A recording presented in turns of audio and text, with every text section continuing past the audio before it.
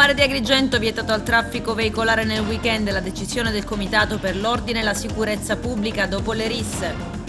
Vaccinazione, parte la campagna Proteggi te e i tuoi nonni, da domani a domenica vaccinazioni libere per ultraottantenni e i loro accompagnatori. Alla fascia di età 12-15 verrà somministrato Pfizer, 16-39 al massimo AstraZeneca, rifiuti dei positivi in quarantena non raccolti, grave disservizio. Il Consiglio Comunale di Agrigento modifica il regolamento dell'imposta di soggiorno, obbligo di esposizione del codice identificativo della struttura ricettiva. Calcio, l'Acragas ha vinto 2-0 a Marineo.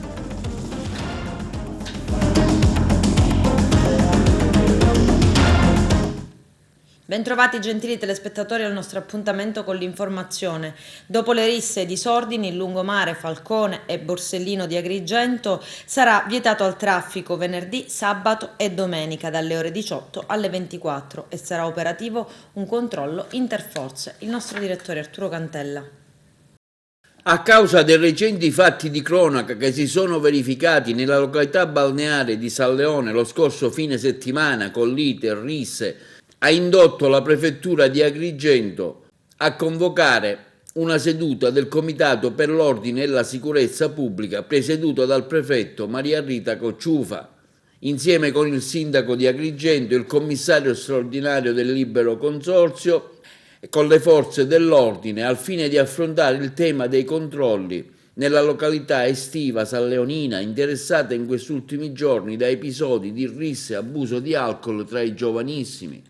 Un'esamina delle varie problematiche che determinano situazioni di criticità per l'ordine pubblico a San Leone sono stati quello dell'eccessiva congestione del traffico veicolare, appesantito soprattutto dalla presenza di persone e di giovani che si riversa da ogni parte della provincia presso la località balneare, l'uso incontrollato di alcol da parte degli avventori dei numerosi locali della zona e l'eccessiva concentrazione di popolazione giovanile nell'area dell'ex aeroporto, luogo in cui si sono verificati reiterati episodi di rissa, è stata concordata l'adozione di un pacchetto di misure tese a prevenire episodi che determinano pericolo per l'ordine pubblico e a intervenire immediatamente in caso di necessità. Nelle more della realizzazione delle iniziative a cura dell'amministrazione comunale, il prefetto, con concorde avviso espresso dal Comitato Provinciale dell'Ordine Pubblico, ha disposto l'attivazione di specifici servizi che avranno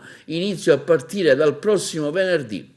In particolare sarà operativo un modello di controllo interforze a partire dalle ore 18 di venerdì 21 maggio e per l'intero fine settimana, che prevede servizi di pattugliamento che verranno effettuati dal personale delle forze dell'ordine secondo un modulo di vigilanza dinamico che toccherà l'intero tratto del lungomare, servizi di controllo della circolazione stradale a cura della Polizia Municipale con l'ausilio di quella provinciale, anche al fine di regolamentare la sosta dei veicoli. Una particolare attenzione sarà riservata al rispetto del divieto di somministrazione di alcolici e bevande in vetro, al rispetto degli orari di chiusura degli esercizi attraverso mirati controlli che saranno svolti da personale specializzato delle forze di polizia, in particolare il NAS dei Carabinieri, la squadra di polizia amministrativa della Polizia di Stato, del personale della Guardia di Finanza. Il lungomare Falcone e Borsellino verrà interdetto al traffico veicolare dalle ore 18 alle ore 24 del venerdì, del sabato e della domenica, dal tratto compreso tra l'Acqua Selsa e il piazzale Giglia. È stata altresì prevista la presenza lungo le arterie stradali di accesso alla località balneare di San Leone delle pattuglie della polizia stradale che, munite di adeguata strumentazione a eseguire gli esami per rilevare la presenza di alcol e stupefacenti nel sangue. Sempre in sede di Comitato per l'Ordine Pubblico è stato concordato il proseguimento dei servizi di controllo di Via Atenea, Viale della Vittoria durante il fine settimana. In conclusione, il prefetto Maria Rita Cocciufa ha valutato altresì positivamente l'impegno assunto di tutti i partecipanti e ha tenuto a precisare che all'esito dei controlli di questo fine settimana costituirà il primo e vero e proprio test per un'estate che si annuncia più libera a seguito delle nuove disposizioni governative, ma che richiederà anche molto impegno e responsabilità, soprattutto dei giovani. Si valuterà, continua il prefetto, se mantenere il servizio così come strutturato o modificarlo in senso ancora più stringente. Vaccini senza prenotazione in Sicilia per gli over 80 e i loro accompagnatori. Si chiama Proteggi te e i nonnini, la nuova iniziativa della Regione per dare un ulteriore impulso alla campagna vaccinale nell'isola. Da domani, venerdì 21 a domenica 23 maggio, in tutti gli hub provinciali gli ultra ottantenni e i loro accompagnatori, anche più di uno over 18, non necessariamente legati da un vincolo di parentela, potranno vaccinarsi anche senza prenotazione. A loro verrà riservata una corsia per ridurre i tempi di attesa. Per gli accompagnatori verranno utilizzati, previa adesione volontaria, vaccini a vettore adenovirale AstraZeneca e Johnson & Johnson. E la campagna vaccinale potrebbe procedere con la vaccinazione della fascia 12-15 con Pfizer. A sentirsi i figliastri sono quelli nella fascia 16-39 costretti ad aspettare, o al massimo, se abitanti di isole, borghi o accompagnatori di nonnini, a ricevere AstraZeneca. Eugenio Cairone. Assurdo vaccinare uno psicologo di 35 anni. La frase infelice di Mario Draghi ritorna, visto che il governo con il ministro Speranza la campagna vaccinale la vuole gestire cambiando di fatto le carte in tavola. Così si chiude per il momento ai trentenni per dare spazio ai giovanissimi, ovvero i ragazzi tra i 12 e i 15 anni che dal 28 maggio potrebbero vaccinarsi con Pfizer. Tutto questo per rendere sicuro il ritorno a scuola. L'EMA intanto ha già autorizzato. Un cambiare le carte in tavola che la dice lunga sul modo di gestire la campagna vaccinale con le regioni che vanno per conto proprio. Nel Lazio, ad esempio, si sta studiando un piano per vaccinare i trentenni, ma con AstraZeneca, perché le scorte vanno consumate. Un volere a tutti i costi modificare in corso d'opera tutte quante le raccomandazioni. Così ci fanno sentire in balia di questo o di quel politico che dovrebbe essere l'ultimo ad esprimere opinioni. Anzi, un politico, che si tratti anche del ministro della Sanità, dovrebbe parlare dopo aver ascoltato i cosiddetti esperti. Invece è proprio Speranza che vuole somministrare i vaccini agli adolescenti, imitando gli Stati Uniti e scavalcando tutti gli altri soggetti che potrebbero avere anche loro un ruolo chiave nella diffusione del virus. Il governo Draghi era nato per recuperare tempo e fiducia dei cittadini, poi si decise di lasciare al suo posto proprio Roberto Speranza, le cui uscite adesso non servono certo a creare serenità tra i cittadini, ma creano soltanto una legittima reazione da parte di chi, lavorando e avendo continui contatti, non ci sta proprio a vaccinarsi solo dopo i bambini delle scuole. E su questo assurdo sarebbe interessante ascoltare il commissario Figliuolo, lui che ha il compito, almeno dovrebbe avere, di gestire l'emergenza. Rinchiusi in casa perché positivi al Covid e costretti a venire sommersi dai rifiuti perché considerati speciali. I disagi dei cittadini raccontati alla nostra redazione. Numerose sono state in questi giorni, in particolare nel fine settimana, le segnalazioni che riguardano il fatto che in diverse località della nostra città, in particolare nella zona di Monserrato, non vengono ritirati i rifiuti cosiddetti speciali da parte della ditta a chi è in quarantena per motivi di Covid-19. Nonostante i solleciti fatti dai tanti cittadini che già versano in difficoltà per via della pandemia non potendo uscire da casa, le risposte purtroppo tardano a divenire.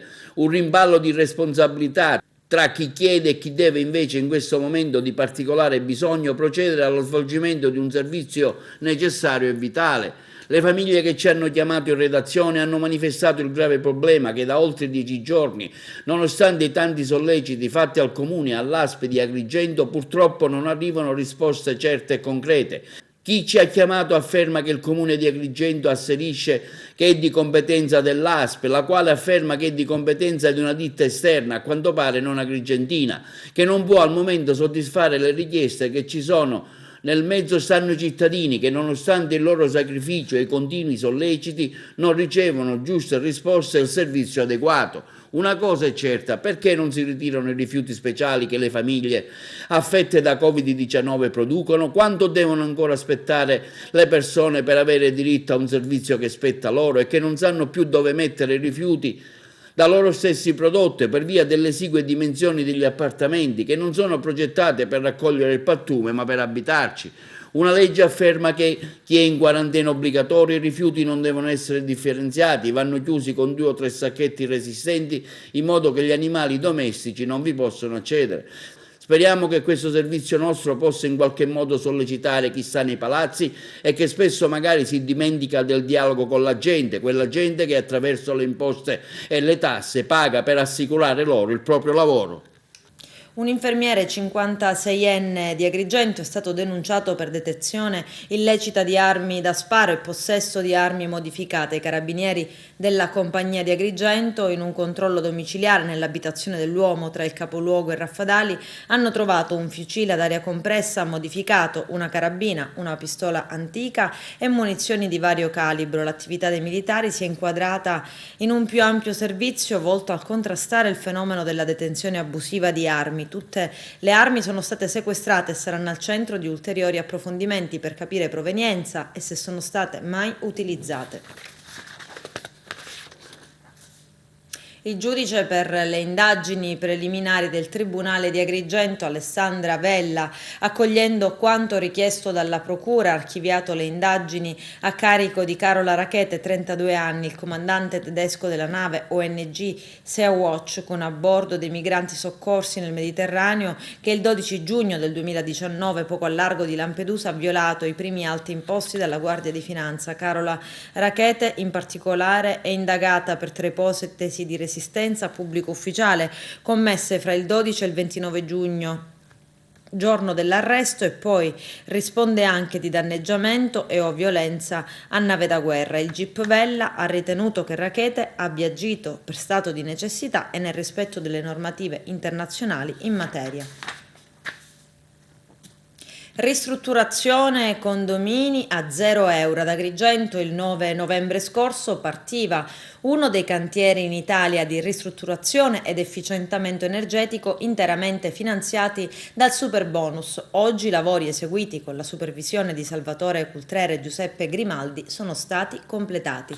Il nostro direttore Arturo Cantella.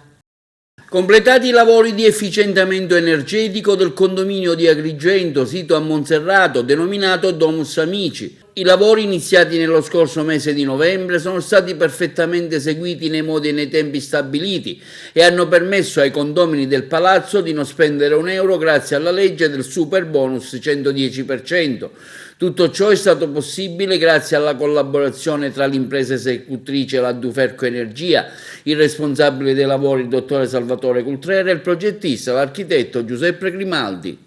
Sì, ci ritroviamo a Monserrato a distanza di circa 5 mesi e abbiamo restituito dignità a una struttura edilizia condominiale che necessitava di alcuni lavori. Come vedete dalle immagini abbiamo appunto rifatto un restyling intero dell'immobile, efficientandolo, quindi non solo la possibilità di andare a risparmiare sulle opere manutentive che erano comunque necessarie, ma anche l'opportunità di portare dalla classe G in cui si trovava, classe energetica G in cui si trovava l'immobile, alla classe A. Perché insomma, come vedete abbiamo sostituito gli infissi, le caldaie, abbiamo messo i pannelli solare termici per cui anche l'acqua calda sanitaria, ovviamente rifatto il prospetto con la tipologia a cappotto, insomma un lavoro completo che senza alcun centesimo da parte dei condomini si è potuto portare avanti grazie a questa norma super bonus 112%. Da parte nostra come progettisti e come tecnici in generale, da parte delle aziende, delle maestranze, Da parte dei finanziatori c'è grande soddisfazione perché appunto grazie a questa norma abbiamo potuto dare questa opportunità ai condomini che difficilmente con fondi propri avrebbero potuto fare lavori così importanti di riqualificazione anche energetica. Quindi stiamo cercando a tutti i livelli di fare in modo che questa norma venga prorogata nel tempo perché si possa dare la possibilità a tutti quelli che adesso chiedono di eseguire i lavori, si possa dare appunto la possibilità di eseguirli. Sono conclusi e siamo venuti a collaudare, diciamo, la fine del cantiere, quindi direi conclusi bene. Il compito della Duferco qual è sostanzialmente, fattivamente? Cosa fate voi? La nostra attività è quella di appaltatore delle opere, che poi dà la possibilità ad ogni condomino di poter riconoscere la parte coperta dal credito d'imposta a mezzo cessione.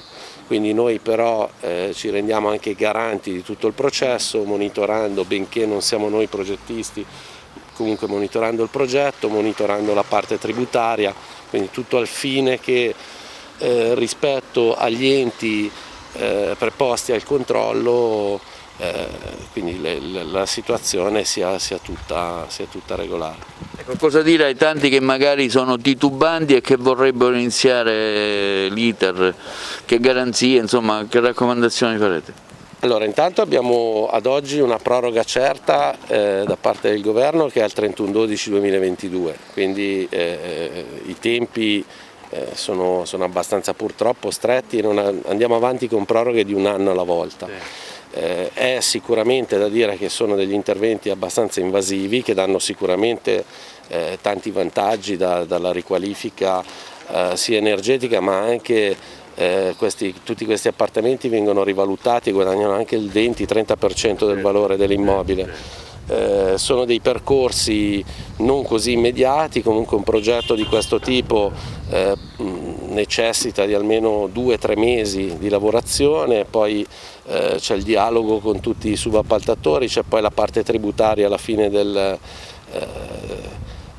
cantiere, quindi adesso partirà questa fase per quanto riguarda questo cantiere, quindi le attività sono diverse, bisogna sicuramente avere dei progettisti che sappiano fare dei progetti solidi e all'interno dei perimetri di quello che chiede la legge. Opera che nel giro di qualche mese è stata realizzata, quindi un buon segno, e bisogna andare avanti con altre iniziative che abbiamo visto state portando avanti. Sì, siamo veramente felici, contenti e soddisfatti dell'operazione perché effettivamente come era previsto è andato a buon fine. Come potete vedere l'immobile è stato completamente efficientato, quindi abbiamo fatto tutto i prospetti, i boiler dell'acqua calda, la sostituzione degli infissi delle caldaie e quant'altro, quindi è un immobile efficientato, un immobile che consumerà notevolmente in meno rispetto ai condomini che ci sono ad Agrigento. Questa è una delle prime ma non delle ultime iniziative che il nostro studio ha messo in campo. Già abbiamo iniziato il secondo immobile di 23 unità immobiliari, ma tra giugno e settembre inizieranno tantissimi condomini, quindi il consiglio che do a tutti i cittadini è quello di sfruttare questa possibilità data dal governo italiano di poter efficientare i nostri immobili, perché differentemente rispetto a quello che si pensa al luogo comune, i lavori effettivamente si iniziano e si finiscono senza uscire un euro. A Grotte, nel centro cittadino, i carabinieri del nucleo ispettorato del lavoro insieme ai colleghi della locale stazione hanno sequestrato un cantiere edile perché un ponteggio installato e utilizzato è risultato non conforme. Il socio amministratore dell'impresa, titolare dei lavori, di 66 anni, è stato denunciato a piede libero alla procura di Agrigento e gli è stata inflitta un'ammenda di 2.457 euro. Sono in corso gli accertamenti su 4 lavoratori per riscontrare se siano in regola oppure no. È morto Antonio Vaccarino, ex sindaco di Castelvetrano, noto per aver intrattenuto una corrispondenza coperta dai servizi segreti con il boss latitante di Cosa Nostra Matteo Messina Denaro. L'ex politico DC è morto ieri sera all'età di 76 anni, mentre si trovava all'ospedale di Catanzaro, dove era stato ricoverato in terapia intensiva dopo aver contratto il Covid. Recentemente la Corte d'Appello di Palermo, accogliendo le istanze dei legali, aveva disposto il trasferimento di Vaccarino dal carcere ai domiciliari per assenza di ulteriori esigenze cautelari. Le sue condizioni sono peggiorate nelle ultime settimane in seguito a un'operazione. In carcere Vaccarino, politico dei misteri, coinvolto in affari di mafia, massoneria, spionaggio, era finito nuovamente nell'aprile 2019. In primo grado venne condannato a 6 anni perché avrebbe ricevuto da un colonnello dei carabinieri in servizio alla DIA di Caltanissetta uno stralcio di un'intercettazione che avrebbe poi girato a Vincenzo Sant'Angelo, titolare di un'agenzia funebre, con una vecchia condanna per mafia. Antonio Vaccarino collaborò anche con i servizi segreti, intrattenendo col boss mafioso latitante Matteo Messina Denaro un rapporto epistolare tramite nomi in codice. Lui si definiva Svetonio Messina Denaro Alessio. L'obiettivo sarebbe stato quello di far catturare il capomafia, ma l'operazione non andò a buon fine. L'ex sindaco era in attesa anche di un processo di revisione per una vecchia condanna per traffico di droga e del processo d'appello per la condanna del 2019. La morte del professore Antonio Vaccarino è stata a nostro malgrado annunciata e ne abbiamo, purtroppo ancora disegnato la cronologia. La Corte di Appello di Palermo ha respinto l'istanza di sostituzione della misura cautelare, concedendole invece la revoca nel momento in cui il professore Vaccarino è stato ricoverato in terapia intensiva. Non vi è dubbio che siamo di fronte a un omicidio di Stato, perché non vi è dubbio che il potere punitivo dello Stato, tra parentesi, il Vaccarino non era condannato in via definitiva ma soltanto sottoposto a custodia. Quando lo Stato non è in grado di tutelare l'incolumità del detenuto, non può esercitare il proprio potere, la propria potestà punitiva. Intendiamo portare alle massime autorità giurisdizionali, anche da un punto di vista internazionale, la storia di un uomo sottoposto a custodia cautelare fortemente, gravemente ammalato, ultra settantenne, che nonostante il rischio Covid è stato trattenuto indebitamente in carcere. Anche le direttive della Procura Generale presso la Corte di Cassazione erano in direzione di scarcerare coloro che erano in stato di custodia cautelare, quindi soggetti non condannati definitivamente, allorquando si trattava di soggetti fragili e soprattutto ultra settantenni. Lo Stato era a conoscenza del forte rischio che correvano i detenuti, soprattutto quelli a condizione fragile come il Vaccarino, nonostante le condizioni fossero svelassero un rischio eccessivo di contagio da parte del professore Vaccarino, e la direzione sanitaria del carcere di Catanzaro e la Corte di Appello di Palermo sono rimasti silenti rispetto a quella che era purtroppo una morte annunciata, un omicidio frutto di un sistema che riesce a rimanere cieco e sordo anche di fronte alle evidenze. È stato un uomo che, nonostante le diverse vicissitudini giudiziarie, premetto che l'unica condanna che ha subito il professor Vaccarino è in questo momento oggetto di un procedimento di revisione presso la Corte di Appello di Caltanissetta. Ha contribuito alla lotta alla mafia. La conseguenza però è stata che è stata bruciata l'inchiesta che stava portando alla cattura del boss Messina Denaro. La storia del Vaccarino probabilmente ancora non è stata raccontata in maniera veritiera.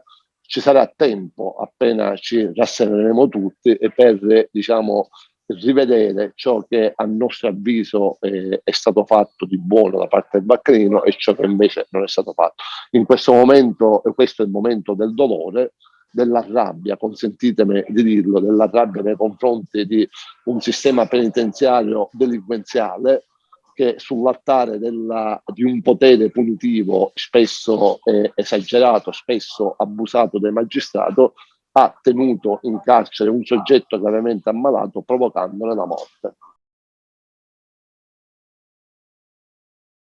Ricordano Falcone e Borsellino, esposto al Teatro Massimo di Palermo il lenzuolo della legalità. Vediamo.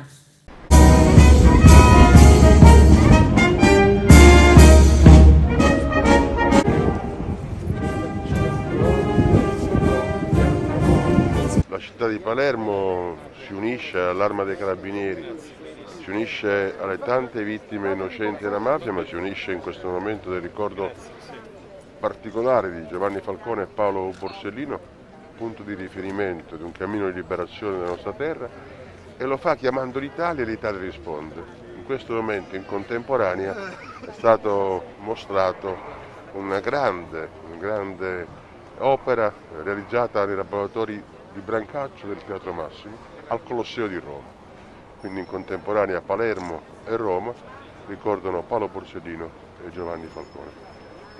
È un'occasione ulteriore per confermare il cammino della nostra città. Anche i giovani sono i principali interlocutori di questa manifestazione sociale. Lo sono i giovani, i principali interlocutori, lo sono tutti coloro che attraverseranno questa piazza, tutti coloro che entreranno nel Teatro Massimo finalmente riaperto. È un segno di ritorno alla vita, nel ricordo di chi la vita l'ha data, per consentirci di vivere in una terra liberata dal governo della mafia. L'Arma dei Carabinieri c'è nel ricordo della memoria di Giovanni e Paolo. Sì, oggi è una bella giornata per noi carabinieri, siamo vicini alla famiglia Falcone, alla professoressa, alla Fondazione Falcone, e con la nostra fanfara abbiamo voluto lasciare questo segno di ricordo in memoria di Falcone decaduti. È un momento particolare per noi, di grande vicinanza alla famiglia Falcone e alla fondazione, alla professoressa. Tra gli inni anche quello l'inno alla gioia, perché comunque la memoria non può diventare un mero ricordo, ma deve essere vissuta nel quotidiano. La memoria è fondamentale, è alla base delle istituzioni, dobbiamo perpetuare la memoria di tutti i caduti, e con la nostra fanfara e con l'inno alla gioia e l'inno d'Italia abbiamo voluto ricordare questo momento molto importante per tutti noi. Questa esposizione qua oggi a Palermo al Teatro Massimo del lenzuolo con Giovanni e Paolo, su tutti i social abbiamo creato abbiamo lanciato la manifestazione dicendo a chi può di stendere un lenzuolo per dire alto e forte il loro no alla mafia. E quindi questa iniziativa si riallaccia a quello che è lo spirito di ogni anniversario, quello di ricordare che la mafia non è vinta, ma dobbiamo continuare ad andare avanti. Il nostro impegno è quotidiano nel combattere Cosa Nostra e tutte le mafie, insieme alla magistratura, alle altre forze di polizia e a tutta la comunità nazionale, perché la lotta a Cosa Nostra, la lotta alle mafie è un problema di tutta la comunità nazionale, e in momenti come questi, in cui la Fondazione Falcone ci ha onorato di poterla affiancare in questa che è l'esposizione di un lenzuolo simbolico, un messaggio semplice a tutta la comunità nazionale, perché questo lenzuolo viene esposto in 20 città d'arte italiane dai Carabinieri con la Fondazione Falcone. È un momento per avvicinarci alla gente, per poter dire che noi ci siamo, noi insieme alla parte sana della nostra popolazione, che è la stragrande maggioranza, che sempre con maggiore consapevolezza ci affianca nella lotta alle mafie e alla violenza di ogni tipo. Come è cambiata Cosa Nostra in questi 29 anni dalla strage di Capaci, di Via D'Amelio, in che modo anche la pandemia, il lockdown ha contribuito, se ha contribuito a entrare nel territorio? Cosa Nostra 30 anni fa ha avuto la sfrontatezza di voler attaccare lo Stato al cuore, nei suoi simboli, nelle sue istituzioni, e sotto questo aspetto è stata combattuta una straordinaria battaglia da parte di tutti, che sentiamo, se non di aver vinto, di aver portato avanti con determinazione. Lo facciamo tutt'oggi nelle forme ancora esistenti di Cosa Nostra e della violenza mafiosa che vogliamo combattere. Quello che è cambiato è proprio la vicinanza della gente, che ci affianca con sempre maggiore consapevolezza, dalla scuola soprattutto, ma anche dalla società civile, che in maniera anche militante ci sostiene concretamente. Il presidente della commissione consuliare del turismo al comune di Agrigento, Carmelo Cantone, annuncia che il Consiglio Comunale ha approvato all'unanimità la modifica del regolamento dell'imposta di soggiorno che introduce l'obbligo di esposizione mediante la fornitura da parte del comune di una targa riportante il codice identificativo della struttura. Il codice identificativo dovrà riportare la tipologia dell'attività e il codice ricevuto in sede di registrazione nel portale dell'imposta di soggiorno. Lo stesso comune commenta: è solo il primo passo verso una nuova e maggiore attenzione al problema della legalità per chi pratica l'accoglienza turistica e per tutelare i legittimi interessi di ogni attività in regola. Il costo della targa deve essere totalmente a carico del comune, nulla deve gravare sulle casse delle strutture ricettive già pesantemente in sofferenza in questo periodo. Adesso c'è la pubblicità, a tra poco. E intanto Messina spera di ritornare alle proprie tradizioni. Una di queste è la festa della Vara. Vediamo. Attraverso una delibera votata dal Consiglio della Quinta Municipalità all'unanimità abbiamo proposto all'amministrazione comunale di allestire comunque quest'anno la Vara e di esporla presso appunto Piazza Castronovo, la piazza che ha da sempre rappresentato il punto di partenza del carro votivo e della processione, e perché no quindi esporla in maniera statica quest'anno nel mese di agosto. Noi anche abbiamo chiesto inoltre la pedonalizzazione parziale dell'area e sicuramente quest'anno il caso è molto diverso dallo scorso anno perché ovviamente con i vaccini, con la vaccinazione che prosegue a ritmi serrati, con il mese caldo di agosto che verrà, sicuramente le prospettive sono completamente diverse e perché no quindi attuare in concreto questa proposta. Una proposta anche che vede una forma anche di decentramento e quindi farla a Piazza Castronovo significa anche avvicinarsi a una di quelle piazze che è in prospettiva più vicina a quelle che sono anche le periferie. Sicuramente potrebbe rappresentare un simbolo di ripartenza sicuramente per quest'area bellissima e con le giuste e dovute misure anche le attività commerciali non dovrebbero risentirne economicamente e negativamente questa proposta, ma anzi favorire ancor più una florida ripartenza per tutte le attività commerciali in questa zona. Questa nostra proposta della quinta circoscrizione votata all'unanimità da parte di tutto il Consiglio rappresenta dal mio punto di vista, a mio modo di vedere, una ripartenza in sicurezza. Noi siamo qui alle porte del quinto quartiere, quindi per noi la Vara è quella messinesità, per così dire, che rappresenta quel punto di ripartenza, di speranza e di salvezza. Pedonalizzando la parte centrale della piazza comunque il traffico potrebbe essere reso più fluido per via delle strade limitrofe. Per quanto riguarda invece la cura del verde sono state fatte numerose richieste per la cura delle aiuole, per la pulizia, lo spazzamento dei marciapiedi. Ovviamente l'area potrebbe prendere anche vita creando centri di aggregazione soprattutto per gli anziani del posto che solitamente si riuniscono sotto i portici in modo tra virgolette fai da te, sono loro stessi a portare tavoli e sedie perché appunto non hanno alcun luogo dove riunirsi. L'Acragas ha vinto a Marineo 2-1 contro l'Oratorio San Ciro e San Giorgio con reti di Biondo nel primo tempo e Villa nella ripresa. Verso la fine i locali hanno accorciato le distanze sul calcio di rigore. Adesso manca appena un turno alla fine di questo mini torneo, dopodiché avranno inizio i 2 triangolari che determineranno le finaliste per approdare in Serie D. Carmelo Lentini. L'Acragas viola il rettangolo di gioco dell'Oratorio Marineo e raggiunge al secondo posto il Mazzara.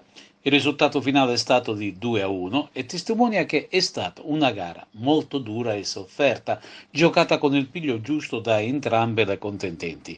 Dopo una fase di studio iniziale, i ragazzi di Francesco Di Gaetano iniziano a pungere alla retroguardia di casa con alcune sortite della linea avanzata biancazzurra. Occorre però attendere il 28esimo per sbloccare il risultato, a conclusione di un'azione susseguente ad un calcio da fermo. Sulla tre quarti del Marineo viene concesso infatti un calcio di punizione che batte la spina. Interviene Friccano, il portiere di casa Miere respinge come meglio non può fare. interviene sulla corta respinta Giovanni Biondo che insacca. Vantaggio che tranquillizza la squadra cregantina che ritorna dentro gli spogliatoi in vantaggio di una rete. Nella ripresa l'oratorio marineo sposta il proprio baricentro più avanti, sottoponendo la difesa ospite agli straordinari. Cipolla e compagni fanno buona guardia e nel momento migliore della compagine palermitana ecco arrivare il secondo gol biancazzurro. A centrocampo si susseguono una serie di passaggi, l'ultimo arriva tra i piedi del rientrante Villa che se ne va come un diretto verso l'area avversaria ed infila l'incolpevole Miere. L'oratorio marineo accusa il colpo ma vuole uscire a testa alta dal campo di gioco ed è così che a 10 minuti dalla fine ottiene un penalty per uno scontro in area biancazzurra che manda Velardi a terra. Dagli 11 metri trasforma Fassone a fil di palo con il portiere biancazzurro Compagno che era riuscito a toccare con la punta delle dita il pallone. Domenica prossima arriva il Marsala del Giovane con cui si conclude la regular season per poi dare inizio ai famigerati playoff. Ma vediamo cosa è successo sugli altri campi in questo infrasettimanale. Finisce con un nulla di fatto la sfida tra le prime due della classe. Mazzara e San Cataldese hanno dato vita ad uno scontro tra titani che ha registrato 2 espulsioni e una per parte e ben 10 ammoniti. Grande la rabbia del Mazzara che, raggiunto dall'Agragas in seconda posizione, adesso rischia di perdere anche il terzo posto se non riuscirà ad uscire indenne dalla sfida esterna con la Nissa che insegue a 3 punti. Un finale di campionato dove i giochi non sono affatto concluse per gli ultimi posti disponibili per i playoff. Nella bagarre è coinvolto anche il Canicattì, che attualmente, vedendo la classifica, è fuori di un punto, ma domenica, se vince con il Cus Palermo, potrebbe tornare tra le prime 6, anche perché è in programma la sfida tra Folgore e Don Carlo Misilmeri. Una delle due, perdendo, viene estromessa dai playoff. Ecco perché sarà importante seguire questa 10ª ed ultima giornata, i cui risultati determineranno i 2 triangolari. Ma vediamo un po' i risultati che sono maturati in questo infrasettimanale. Cus Palermo Nissa 1-3, Marineo Akragas 1-2, Marsala Folgore 0-7, Mazzara San Cataldese 0-0, Misilmeri Canicattì 0-0.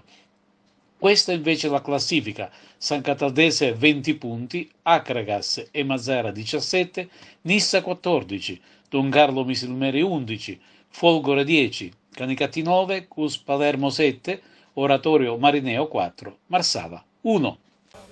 Sì, la partita, così come pensavamo noi, non era assolutamente facile e poi si è rivelata in effetti complicata, o quantomeno il secondo tempo più che altro abbiamo tra virgolette sofferto qualcosina. Abbiamo subito un calcio di rigore e alla fine quasi arrivava anche la beffa su una palla messa lì, buttata lì a casaccio, però c'è da dire che abbiamo fatto un grande primo tempo, fatto un grande possesso palla, grande azione manovrata, abbiamo concluso, insomma, ritornando al discorso di prima sulla crescita che stiamo avendo, sotto questo aspetto sono abbastanza soddisfatto. È ovvio che il secondo tempo forse ancora manchiamo un po' nella gestione, ma penso che oggi sia dovuto al fatto che comunque domenica abbiamo speso tantissime energie in un confronto veramente di altissimo livello. Quindi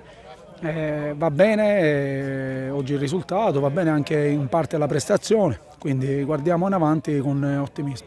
Sì, usciamo a testa alta soprattutto perché abbiamo fatto una grande partita contro una squadra che sicuramente cercherà di vincere questo campionato, perciò abbiamo fatto un'ottima partita. Purtroppo quello che ci manca, soprattutto l'abbiamo notato in queste partite, che sotto porta non siamo cattivi. Si è visto anche l'ultima azione di Volpini sotto porta, però insomma alla fine, come ho detto sempre ai miei ragazzi, l'importante è uscire sempre a testa alta. Poi è normale che il risultato ci dispiace, però il calcio è questo: se fai degli errori ti castigano. Noi purtroppo non siamo neanche cattivi in area di rigore e purtroppo è così, però siamo contenti lo stesso. La giavellottista della ASD di atletica leggera Catania, la grigentina Giusy Parolino, con 763 punti si classifica prima anche alla seconda prova del Grand Prix interregionale, competizione molto difficile e pesante perché la gara è iniziata con un ritardo di oltre un'ora e mezza e ha costretto i numerosi giavellottisti, oltre 20 presenti in gara, ad una interminabile attesa e a riscaldarsi 2 o 3 volte, dichiara Giusy Parolino, che prosegue: questo chiaramente comporta un enorme dispendio di energie fisiche e mentali. Sono contenta, continua la campionessa, di aver dato il mio contributo alla mia società, la Sal Catania, in corsa per la qualificazione ai campionati italiani. La finale sarà a Tivoli il 3 e 4 luglio prossimi. Con questo è tutto, termina qui l'edizione del telegiornale. Grazie per la gentile attenzione e per essere stati con noi. A presto.